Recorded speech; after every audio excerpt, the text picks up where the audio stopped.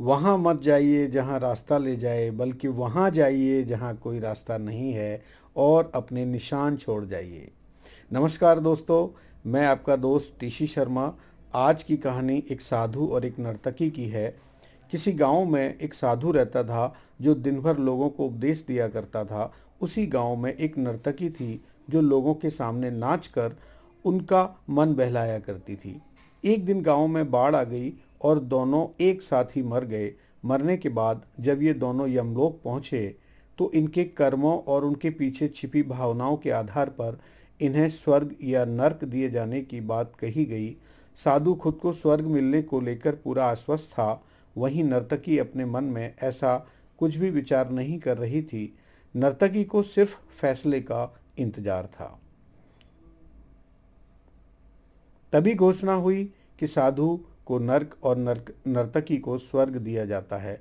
इस फैसले को सुनकर साधु गुस्से से यमराज पर चिल्लाया और क्रोधित होकर पूछा, यह कैसा न्याय है महाराज?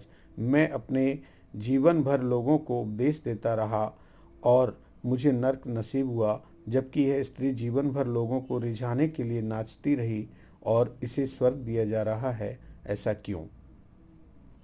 यमराज ने शांत भाव से उत्तर दिया, यह नर्तकी अपना पेट भरने के लिए नाचती थी, लेकिन इसके मन में यही भावना थी कि मैं अपनी कला को ईश्वर के चरणों में समर्पित कर रही हूँ। जबकि तुम उपदेश देते हुए भी यह सोचते थे कि काश तुम्हें भी नर्तकी का नाच देखने को मिल जाता। हे साधु, लगता है तुम ईश्वर के इस महत्वपूर्ण संदेश को भूल गए कि इंसान के कर्म से अधिक कर्म करने के पीछे की भावनाएं मायने रखती हैं। अतः तुम्हें नर्क और नर्तकी को स्वर्ग दिया जाता है।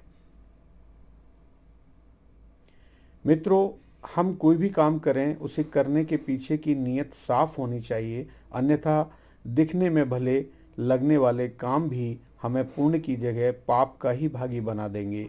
हमेशा खुश रहिए, मुस्कुराते रहिए, अपने और अपने परिवार का ध्यान रखिए। प्रेम से बोलो हरे कृष्णा, राधे राधे। दोस्तों, ये कहानी आपको कैसी लगी? नीचे कमेंट बॉक्स में अपने विचार ज़रूर लिखें ताकि और अच्छी कहानियाँ आप तक पहुँचा सकूँ। यही मेरी कोशिश रहेगी। चैनल को लाइक, शेयर और सब्सक्राइब ज़रूर करें। धन्यवाद।